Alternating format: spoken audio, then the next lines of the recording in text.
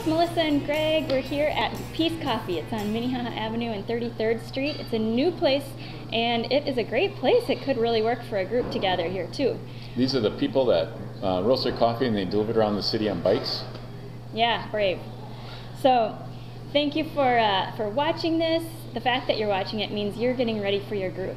So thanks for taking the few minutes to do that, whether it's a few days ahead of time or a few minutes before your group shows up. That is all good. We're glad to be here with you. We're hoping this material is really useful to you as an individual and for you as a group, but we know that even more important than this material is the relationships that you're establishing as a group. Long after you've forgotten everything that you've ever talked about in these or was in any of these videos, you're going to have each other.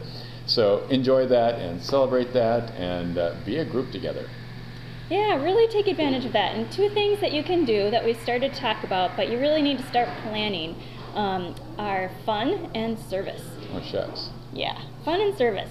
So plan something with no agenda that is really just fun for you guys to do together. And the second thing is serving together. There is something special about that, and your group is uniquely shaped to serve in some way. So think out of the box together. What could you do? What could you do even for Jacob's Well, in the world, in your neighborhoods? There are lots and lots of ways. Another thing that can be really powerful for your group is to understand how weekly worship becomes a part of your life as a group.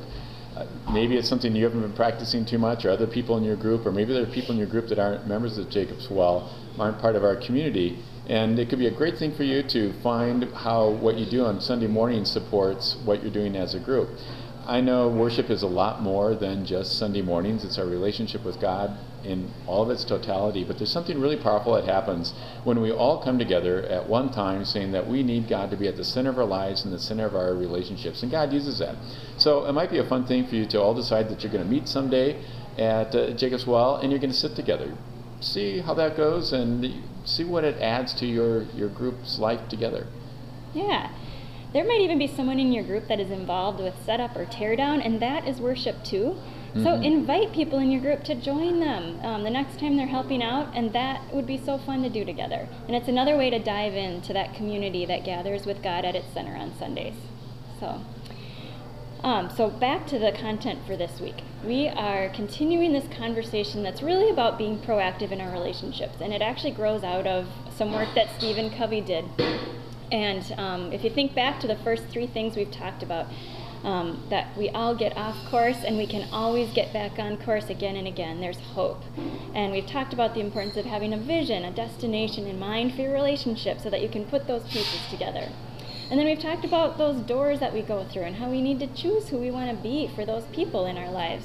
And all those things are about being proactive. And we're going to continue that conversation with a talk about circles that we have in our lives, those circles of concern, of things that we worry about and care about, and that's different from our circle of influence that includes things we can actually do something about.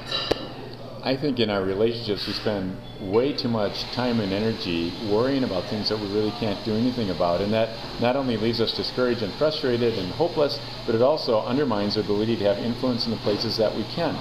And so one of the learnings this week is for people to identify the difference between their circle of influence, the things that they can actually do something about in their relationships, and their circle of concerns, the things that go beyond what they can actually influence, what they can do about, but they lose in a lot of energy about that, and how they can focus on the things that they can do something about that, and to let that expand the things that they can do things about in the future. So make sure that that would be a goal, that everybody gets familiar with this concept and also applies it to the real life things in their relationships. My guess is as you do this, you're going to come up with some pretty funny examples of things. There's going to be some laughter, and that's a good thing. Laughter is a really powerful thing in their group. It's going to build a lot of just trust within each other, and that's natural vulnerability and mutual support of each other. And there's something that it's powerful that happens. When we laugh about something, it opens us up in ways that we can hear things and try things that maybe we weren't ready for or we were a little bit defensive about before. So let that laughter happen and let the laughter continue.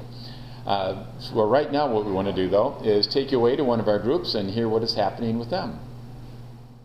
Hi everyone, my name is Kirk and it's Thursday night and we're here at my house having group. And these are some of the people in our group, and it's a great bunch, and we have our babysitter here as well, who helps us out greatly. And I've been really enjoying the group, and you know, even though we have a great group, I have to remind myself it's not competitive. It's not about trying to be the best group, even though we think we are, but it's just about getting connected with people and kind of sharing with what's going on in our lives. And I guess some of our group members will talk about what's going on with them. We come because we like hanging out with people, and I like to get my child full of sugar right before bedtime.